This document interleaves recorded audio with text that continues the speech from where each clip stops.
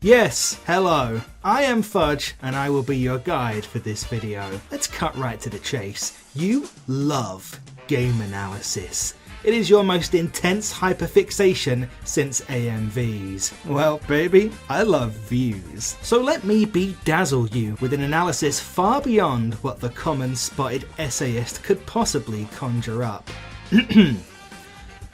The Plucky Squire is the best existential horror game yet made.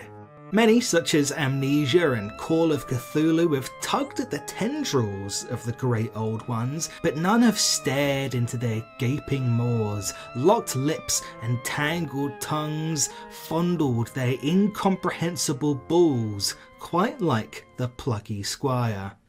Let's dive in. Firstly, I'd like to thank Devolver Digital for being courteous enough to grace palette swap with a pre-release code for the Plucky Squire. I'd like to thank our social editor Parker for procuring said code for me, as well as Tinsley PR for acting as a go-between between us and the publisher. And I suppose thanks is also owed to Yahoo Mail for allowing me to receive the code, and in the interest of not leaving anyone out, I will also thank legendary American computer programmer Ray Tomlinson for creating email, which in a roundabout way allowed me to access Yahoo Mail, through which I was able to receive the code, as well as a great many other things. You may remember the Plucky Squire as the sole game revealed at the 2022 Summer Game Fest that didn't make you want to walk into the sea. At that event and in every trailer since, the Plucky Squire promised a very Zelda-inspired 2D action-adventure game that would eventually see the protagonist, Jot, leave the confines of the magical book the game was set in and traverse 3D platforming sections atop a young boy's desk in the quote-unquote real world. This blending of 2D and 3D is a truly ambitious hook, only seen in the most ambitious 3D Mario games, and will surely help it stand the test of time as something undeniably unique.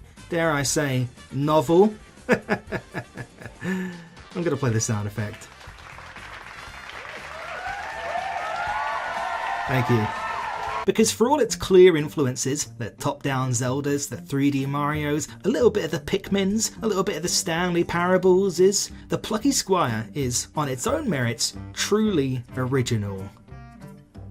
It is also horrifying. Take this clip for instance. Jot, already facing down the daunting prospect of being in a 2D plane imposed on a 3D world, slides down some bunting and stop. Right here. At this exact moment, in between flags, he is nowhere. He does not physically exist, in any sense, anywhere. In this brief moment, he blinks out of existence. Is he conscious? Does he have thoughts? Or, in fact, viewer, ask yourself, in this moment, is Jot functionally dead?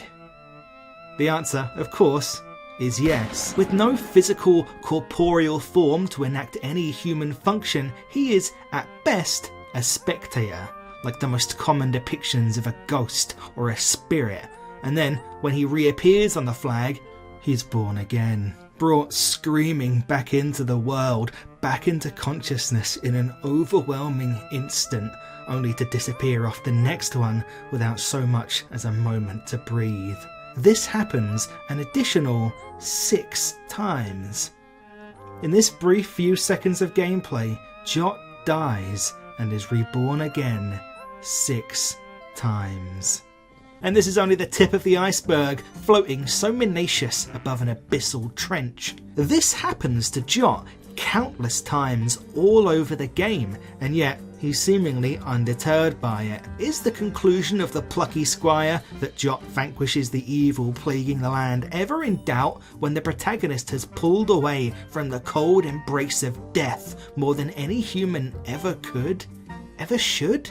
But Jot is, of course, an anomaly. When Violet, your witchy friend, discovers that she is in fact just a character in a predetermined story, she is understandably freaked out. This poor girl is one Blu-ray of The Truman Show away from breaking down entirely. Now, I will be cognizant so as to avoid any major spoilers for this game. I'm showing footage from all over the place, but of course won't be talking about any major story events or the specifics of any gameplay set pieces that happen in the last third or so. I say this because I'm about to quickly delve into something ever so slightly spoilery for a moment. moment. It's really not a big deal, it's like 10% of a story spoiler, but if you really don't want to hear it, then I would suggest skipping ahead to the timestamp shown on screen, or spending approximately the next 2 minutes with your hands over your ears going la la la la, I am not listening. But I would urge you to only do so if you are uber sensitive to spoilers, because doing so functionally causes me to cease to exist, and that's very frightening for me. So the Plucky Squire is set in a book, and as such there is a narrator whose words are sometimes spoken but always written on screen as you walk across certain points in the game world. And while the concept of a narrator is never taken as far as, say, the aforementioned Stanley Parable, there's still quite a lot done with this concept as well as the 2D and 3D stuff. For instance, in the latter half of the game, due to certain events that have warped reality, the game's narrator for a while becomes harsh and antagonistic to Jot, but even so, he's still able to rearrange the words as if he is the author. And that's how you solve many of the puzzles in this game, by rearranging words. Yet, if the book in which Jot's adventure takes place is written by a young boy who is effectively God, and Jot is able to change that on a whim, does this mean that the writer is present in that very moment and actively making changes? Or that Jot is capable of defying his otherworldly rule and is in fact himself a god? There is a lot of reality bending going on in this game, in the game's fictional world. Has the young boy who writes the book in which the Plucky Squire takes place effectively created a petri dish, birthing new gods?